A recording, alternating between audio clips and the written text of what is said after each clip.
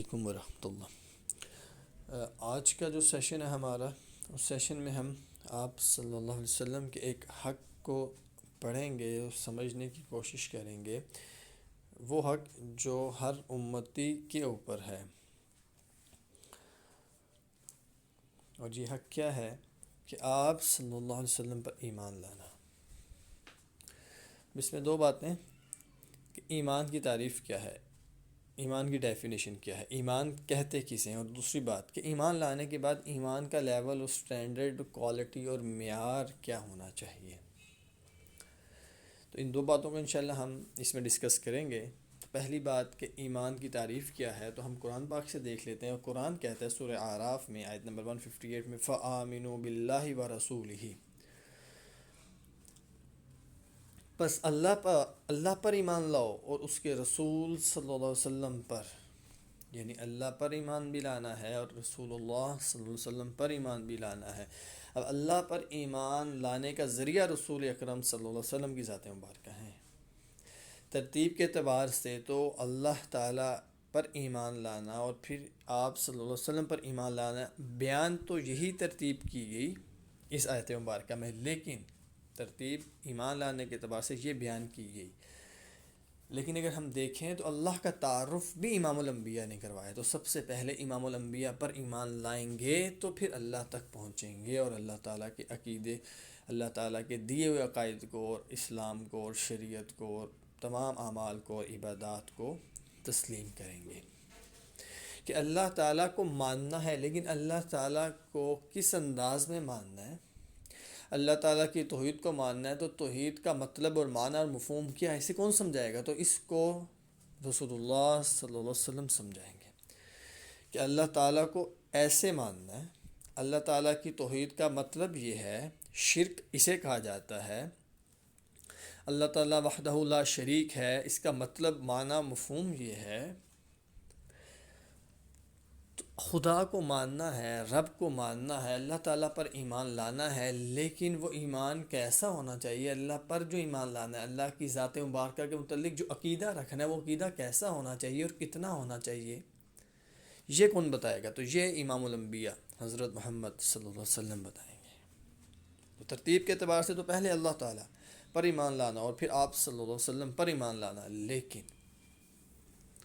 امام الانبیاء پر ایمان لانا یہ ماننے کے اعتبار سے پہلے ہے، اور اللہ تعالیٰ پر ایمان لانا بعد میں ہے، اس وجہ سے کہ اللہ تعالیٰ پر ایمان لانا کتنا، کیسے، یہ بتانے والی ذات بھی تو رسول کی ہے اور نبی کی ہے۔ ایمان کی تعریف اور ڈیفینیشن کیا ہے؟ شرح عقائد نصفیہ میں بیان کیا گیا ہے ایمان کی تعریف کو، کہ جو شریعت آپ صلی اللہ علیہ وسلم اللہ کی طرف سے لے کر آئے، اس کی دل سے تصدیق کرنا اور زبان سے اس کا اقرار کرنا، یعنی کہ دل سے بھی قبول کر لیا اور زبان سے بھی قبول کر لیا، دل سے بھی مان لیا اور زبان سے بھی مان لیا، دل سے بھی اقرار ہے اور زبان سے بھی اقرار ہے، اس کو ایمان کہا جاتا ہے۔ یہ ایمان کی بنیادی تعریف ہے۔ اب آپ صلی اللہ علیہ وسلم جو احکامات لے کر آئے، جو قواعد و ضوابط لے کر آئے، جو اصول لے کر آئے، جو عبادات اور اعمال آپ نے بیان کی، جو شریعت آپ نے بیان کی اور جو دین آپ نے بیان کیا، اس سب کو ماننا ہے، اس سب کا اقرار کرنا ہے، اس سب کی تصدیق کرنی ہے، اس سب کو قبول کرنا ہے، اس سب کو تسلیم کرنا ہے، اور اسی کو ایمان کہا جاتا ہے۔ اور ایمان کی ضد کفر، تو کفر کسے کہا جاتا ہے؟ ان سب کا انکار تو کفر ہے، لیکن اس سب کو ماننے کے بعد ایک شخص کسی ایک عقیدے کا انکار کر دے تو وہ بھی کافر ہو جاتا ہے۔ یعنی کہ ایمان کے لیے سب کا ماننا ضروری اور کفر کے لیے سب کا انکار ضروری نہیں۔ کسی ایک عقیدے کا انکار کر دینے والا بھی کافر ہے، اور کسی بنیادی اصولی عقیدے میں شک کرنے والا بھی دائرہ اسلام سے خارج اور کافر ہو جاتا ہے۔ تو اس چیز کو ذہن میں رکھنا چاہیے کہ ایمان کیا ہے۔ تو ایمان ہمیں سمجھ آ گیا، ایمان کی ڈیفینیشن ہمیں سمجھ آ گئی، بنیادی تعریف ہمیں سمجھ آ گئی۔ اب ایمان کی بنیادی تعریف میں جو یہ بات بیان کی گئی کہ جو شریعت آپ صلی اللہ علیہ وسلم لے کر آئے کس کی طرف سے؟ اللہ کی طرف سے. تو لے کر کون آیا؟ امام الانبیاء کی ذات مبارکہ، رسول کی ذات اور ہستی. تو اس کا مطلب ہے کہ اللہ کی طرف سے جو دین آیا اس دین کا تعارف رسول نے کروایا. تو ہم رسول کی بات پر اعتبار کریں گے، رسول اکرم صلی اللہ علیہ وسلم کی زبان مبارک پر اعتبار کریں گے تو اللہ کو مانیں گے. رسول اکرم صلی اللہ علیہ وسلم کی زبان مبارک پر اعتبار کریں گے تو دین کو اور شریعت کو اور اسلام کو مانیں گے. اب آپ صلی اللہ علیہ وسلم کی ذات مبارکہ کے متعلق کیا عقیدہ ہونا چاہیے جو کہ خاص ہے آپ کی ذات مبارکہ کے ساتھ، اور ایک مسلمان کو اس کا پتہ بھی ہونا چاہیے اور اس کے اوپر ایمان بھی ہونا چاہیے.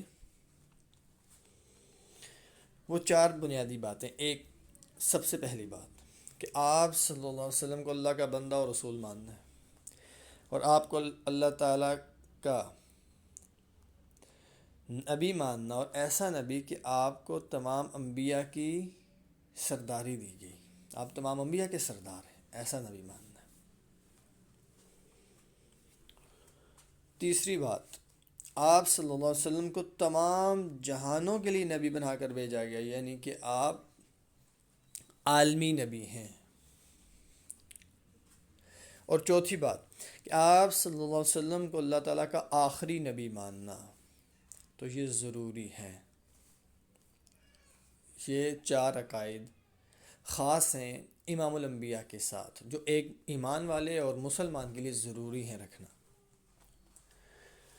اب ہم دیکھ لیتے ہیں کہ ایمان کا سٹینڈرڈ اور معیار کیسا ہونا چاہیے، کیونکہ ابھی ہم نے تعریف دیکھ لی. اب تعریف کے بعد اگلی بات جو ہے وہ سٹینڈرڈ اور معیار کی ہے. تو ایمان کا معیار کیسا ہونا چاہیے، ایمان کیسا ہونا چاہیے؟ تو ایمان کے متعلق اللہ تعالیٰ سٹینڈرڈ کو طے فرما رہے ہیں کہاں پر؟ قرآن پاک میں. اور قرآن پاک میں ایمان کا معیار کیا بنایا اور بتایا اللہ تعالیٰ نے؟ اللہ تعالیٰ نے قرآن پاک میں ایمان کا معیار بیان فرمایا ہے، اور جس کا آیت مبارکہ کا مفہوم ہے کہ ایمان لانا ہے تو ایسا ایمان لاؤ جیسے صحابہ لے کر آئے. تو صحابہ کا ایمان دراصل سٹینڈرڈ بن گیا، اور قرآن اس کے اوپر تصدیق، قرآن اس کے اوپر دلیل ہے.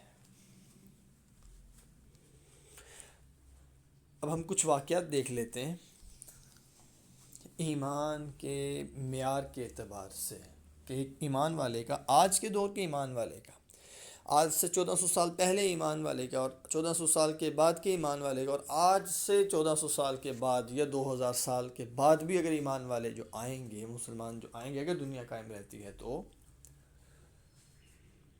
ان کا ایمان کا معیار کیسا ہونا چاہیے؟ تو سب کے لیے معیار کا سٹینڈرڈ اور ایمان کا معیار اور سٹینڈرڈ طے ہو چکا، اور وہ صحابہ کے ایمان جیسا ہونا چاہیے. گول وہ دے دیا ایمان کے متعلق، ہدف وہ دے دیا کہ ایمان کا ہدف صحابہ کا ایمان ہے، صحابہ کے ایمان جیسا ایمان ہے. تو اس میں ہم کچھ واقعات دیکھ لیتے ہیں کہ وقت کو بھی ہم نے مد نظر رکھنا ہے.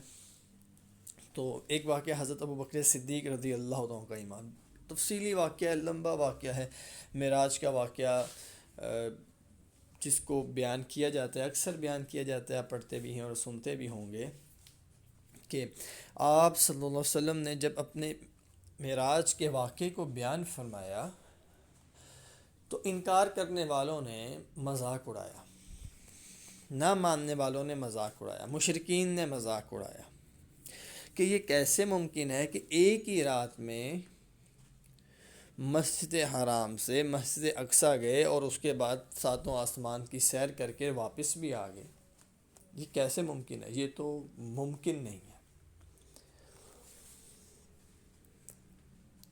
تو جب انہوں نے مذاق اڑایا اور یہ بات کچھ لوگ بھاگے ہوئے آئے اور یہ بات آ کر بتائی حضرت ابوبکر صدیق رضی اللہ عنہ کو، اور ان کو اس لیے بتائی کہ آپ کا خاص تعلق تھا ابوبکر صدیق رضی اللہ عنہ کے ساتھ، اور حضرت ابوبکر صدیق رضی اللہ عنہ کو ایک خاص مقام بھی حاصل تھا. مکہ میں. تو بتانے کا مقصد یہ تھا، بتانے والے یہ سوچ رہے اور سمجھ رہے تھے اور اس نیت سے آئے تھے کہ ہم بتائیں گے تو یہ بھی انکار کر دیں گے، کیونکہ یہ تو ناممکن اور عقل میں آنے والی بات ہی نہیں ہے، تو یہ بھی انکار کر دیں گے. تو جب ساری بات انہوں نے بتائی کہ اگر کوئی شخص ایسا کہے اور ایسا کہے اور ایسا کہے کہ وہ ایک ہی رات میں مسجد حرام سے مسجد اقصیٰ تک گیا ہے اور پھر واپس بھی آ گیا ہے، تو کیا یہ ممکن ہے؟ تو ابو بکر صدیق رضی اللہ عنہ نے پوچھا کہ یہ کہا کس نے ہے؟ کتنا خوبصورت سوال، کہ یہ کہا کس نے ہے؟ تو انہوں نے کہا کہ یہ اس شخص نے کہا ہے جس کو آپ اللہ کا نبی کہتے ہیں، اللہ کا نبی مانتے ہیں، اللہ کا نبی بتاتے ہیں، یعنی کہ محمد عربی صلی اللہ علیہ وسلم. تو جب حضرت ابو بکر صدیق رضی اللہ تعالیٰ نے یہ بات سنی کہ یہ بات امام الانبیاء نے فرمائی ہے، تو پھر آپ نے جواب دیا کہ اگر انہوں نے فرمایا ہے تو پھر ٹھیک فرمایا ہے، اگر انہوں نے کہا ہے تو پھر ٹھیک کہا ہے، سچ کہا ہے، کہ ان کی زبان مبارک سے سچ کے سوا کوئی بات نہیں ادا ہوتی، سچ کے سوا کچھ کہتے ہی نہیں ہیں. اور پھر آگے ایک اور بہت خوبصورت سٹیٹمنٹ دی کہ تم اس بات کو عجیب کہتے ہو کہ یہ عجیب بات ہے اور ناممکن ہے، ہو نہیں سکتا. ہم تو اس سے بھی زیادہ عجیب بات کو مانتے ہیں اور اس کے اوپر ایمان لاتے ہیں کہ وہ ہمیں کہتے ہیں کہ آسمان سے خبر آ رہی ہے، اور یہ خبر جو میں تمہیں بتا رہا ہوں، جو تمہیں دے رہا ہوں، جو بیان کر رہا ہوں، یہ آسمانوں کی خبریں ہیں جو مجھ تک پہنچ رہی ہیں. تو ہم تو ان کو بھی مان لیتے ہیں، ہم تو اس سے زیادہ عجیب بات کو مانتے ہیں، تم کون سی بات نہیں میرے پاس لے کر آ گئے ہو. تو یہ ایمان کا لیول ہے کہ جب بات امام الانبیاء کی ذات مبارکہ کی ہے، جب بات امام الانبیاء کے قول کی ہے، آپ کی حدیث کی ہے، آپ کی سنت کی ہے، آپ کے عمل کی ہے، تو اس کو عقل پہ نہیں پرکھا، لاجک پہ نہیں جانچا، اس کی حکمت کو نہیں دیکھا، بس امام الانبیاء نے بیان فرما دی اور آپ کی زبان مبارک سے ادا ہو گئی، تو یہ سچ ہی سچ ہے اور سچ کے سوا کچھ ہو نہیں سکتا. ایسا ایمان کا معیار اور لیول اور سٹینڈرڈ چاہیے ہم کو اور قیامت تک آنے والے ہر مسلمان کو. پھر جب یہ لیول ہوگا تو پھر ایمان کے لیے اور اسلام کے لیے اور امام الانبیاء کے لیے قربانی دینا آسان ہوگا. خواہش کو قربان کرنا، انا کو قربان کرنا، مال کو قربان کرنا، صلاحیت کو قربان کرنا، پسینے کو قربان کرنا، خون کو قربان کرنا، اور جو بھی قربان کرنے کے لیے ہے یا ہو سکتا ہے اس کو قربان کرنا، سب سے قیمتی چیز کو قربان کرنا آسان ہو جائے گا جب ایمان کا لیول ایسا ہوگا اور سٹینڈرڈ یہ ہوگا. ایسے حضرت عمر فاروق رضی اللہ عنہ کے پاس ایک معاملہ آتا ہے، اور ایک یہودی ہے اور ایک منافق ہے بشر. تو وہ جاتے ہیں پہلے آپ صلی اللہ علیہ وسلم کے پاس اور معاملہ پیش کیا جاتا ہے. تو آپ صلی اللہ علیہ وسلم ساری بات کو سننے کے بعد جو حق تھا اس کو بیان فرما دیتے ہیں اور فیصلہ فرما دیتے ہیں یہودی کے حق میں. اب وہ منافق کہتا ہے کہ مجھے یہ فیصلہ قبول نہیں ہے، میں چاہتا ہوں کہ فیصلہ ہمارے اس کیس کا حضرت ابو بکر کریں رضی اللہ تعالیٰ. تو یہودی پریشان ہو جاتا ہے کہ عجیب بات ہے کہ سب سے سپریم لیڈر تمہارے، وہ تو تمہارے نبی ہیں، لیکن اسے کیا پتا یہودی کو کہ یہ شخص منافق ہے، یہ زبان سے تو کہہ رہا ہے، بظاہر تو کہہ رہا ہے، لیکن دل سے نہیں مانتا، قبول نہیں کرتا. تو یہ چاہتا ہے کہ اس کے نفس کے اور اس کے دل اور خواہش کے مطابق فیصلہ ہو. تو یہ نفس کا بندہ ہے، یہ نفس کی مانتا ہے، یہ نبی کی نہیں مانتا. تو یہودی نے پہلے تو انکار کیا، اور پھر جب اس منافق نے بہت زیادہ اصرار کیا تو یہودی مان گئے. چلو ابو بکر کے پاس چلے جاتے ہیں، ان سے فیصلہ کروا دیتے ہیں. ان کے سامنے گئے اور ان کے سامنے سارا معاملہ رکھا، اور انہوں نے فیصلہ جب کرنے لگے تو یہودی نے کہا کہ فیصلہ کرنے سے پہلے میری ایک بات سن لیں، اور وہ بات یہ ہے کہ اس کیس اور اس معاملے کا فیصلہ پہلے آپ کے نبی کر چکے ہیں۔ تو ابو بکر صدیق رضی اللہ عنہ نے پوچھا کہ فیصلہ اگر کر چکے تو کیا فیصلہ کیے؟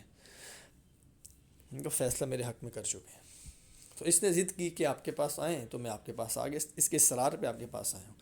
تو ابو بکر صدیق رضی اللہ تعالیٰ نے جواب دیا اور فرمایا کہ جو امام الانبیاء فیصلہ کر چکے ہیں تو اس کے بعد پھر میرا فیصلہ بھی وہی ہے جو امام الانبیاء کا فیصلہ ہے۔ میں اس سے نہ تو آگے بڑھ سکتا ہوں اور نہ اس سے پیچھے ہٹ سکتا ہوں، بس میرا بھی فیصلہ وہی جو امام الانبیاء کا فیصلہ ہے۔ کیسا خوبصورت جملہ اور کیسا بہترین ایمان ہے اور کیسی محبت اور عشق ہے۔ پھر اس نے دوبارہ اصرار کیا کہ میں چاہتا ہوں عمر فاروق کریں رضی اللہ تعالیٰ فیصلہ۔ اب یہودی نے پھر انکار کیا، اس نے بہت زیادہ اصرار کیا اور کہا کہ اس کے بعد پھر میں کسی سے نہیں ڈیمانڈ کروں گا کہ جانا ہے ہم نے، بس یہ آخری پرسنالٹی اور آخری شخصیت ہے، آخری شخص ہے جس کے پاس اس کیس کا فیصلہ تم لے جاؤ، اور اس کے بعد جو فیصلہ کریں گے بس قبول ہے، اور پھر میں تسلیم کر لوں گا اس کو، اس فیصلے کو جو کریں گے عمر فاروق کا۔ تو وہ چلے گئے، سارا معاملہ بتایا، اور معاملہ بتا کر ویسے ہی یہودی نے پہلے جیسے ابو بکر صدیق رضی اللہ عنہ کے سامنے کہا تھا کہ اس کیس کا فیصلہ آپ کے نبی کر چکے ہیں، ایسے ہی اس نے کہا کہ اس کیس کا فیصلہ آپ کے نبی اور ابو بکر رضی اللہ تعالیٰ کر چکے ہیں میرے حق میں، تو اس کے اصرار پہ میں آیا ہوں، تو اب آپ کیا فیصلہ کرتے ہیں؟ تو انہوں نے کہا کہ ابھی ٹھہرو اور صبر کرو، فیصلے میں جلدی نہ کرو۔ وہ گھر گئے، تلوار لے کر آئے اور اس منافق کی گردن اتار دی کہ جس کے فیصلے کو، کہ جس امام الانبیاء کے فیصلے کو جو شخص قبول نہیں کرتا اور تسلیم نہیں کرتا، ایسے شخص کے متعلق عمر کا یہی فیصلہ ہے، یعنی کہ ایسے شخص کا فیصلہ پھر عمر کی تلوار کرتی ہے جو نبی کے فیصلے کو تسلیم نہیں کرتا۔ تو یہ ایمان کا لیول تھا۔ تو اللہ تعالیٰ آج مجھے، آپ کو اور تمام مسلمانوں کو ایسا ہی ایمان عطا فرمائے جیسا اللہ نے اپنے محبوب نبی کے پیارے صحابہ کو عطا فرمایا تھا، اور وہ ایسا ایمان لائے اور ایسا ایمان لائے، انہوں نے ایمان لانے کا حق ادا کیا۔ انشاءاللہ ہم اپنی کچھ مزید تفصیلات اور اگلے کچھ حقوق جو ہیں وہ اگلے سیشن میں انشاءاللہ ڈسکس کریں گے۔ آج کے سیشن میں ہم نے جو ڈسکشن کی اس میں سے کچھ پوائنٹس آپ کے سامنے ڈسکس کیے گئے، جو پوائنٹس رہ گئے ہیں یا مزید بھی واقعات جو یہاں پہ کوٹ نہیں کیے گئے، وہ وقت کی کمی کی وجہ سے کوٹ نہیں کیے گئے۔ آپ ان واقعات کے علاوہ بھی جو واقعات ہیں آپ صلی اللہ علیہ وسلم کے ایمان، آپ صلی اللہ علیہ وسلم کے اوپر ایمان لانے کے حوالے سے، صحابہ کے اس کے حوالے سے باقاعدہ کتابچہ موجود ہے، تو آپ اس کو لازمی اس کا مطالعہ کریں اور اس میں جو واقعات لکھے ہوئے ہیں ان کو لازمی پڑھیں۔